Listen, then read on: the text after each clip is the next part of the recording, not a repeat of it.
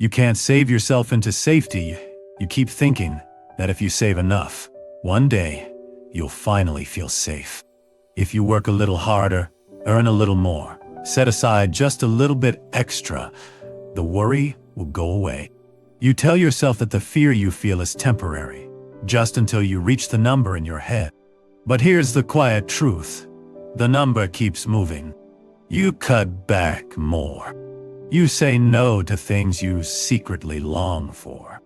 You convince yourself you're being disciplined, but deep down it feels like hiding. You wake up at night thinking about bills, about the future, about what might go wrong. And so you save harder. Because you believe that somewhere on the other side of sacrifice, safety is waiting. But what if it isn't?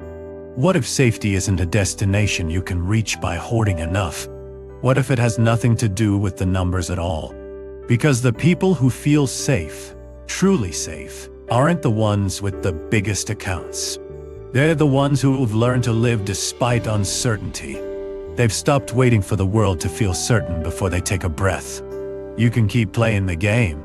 You can keep trying to save your way into a life without fear. Or you can stop and notice that the fear was never in the numbers. It was in you, and it always has been.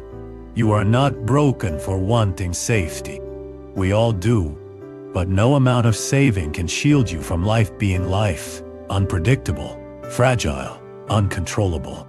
And trying to armor yourself against that truth only keeps you from living at all. So what if you stopped trying to reach some perfect point and started practicing feeling safe now? Safe enough to take the walk. Safe enough to make the call. Safe enough to spend on something that lights you up, even if it doesn't make sense. Safe enough to trust yourself. You can begin small. Place your hand on your chest. Breathe. Remind yourself, safety isn't something you earn. It's something you choose, over and over, even in the face of fear. When you stop saving for a perfect future, you make room for a real present. You let yourself show up, messy, imperfect, alive.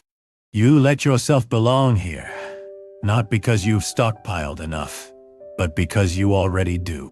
And maybe that's the truth you've been looking for all along. You can't save yourself into safety, but you can live yourself into it. And even if fear whispers, even if doubt lingers, you can still take one more step. Because safety was never at the end of the road. It was in each step you dared to take, despite the fear.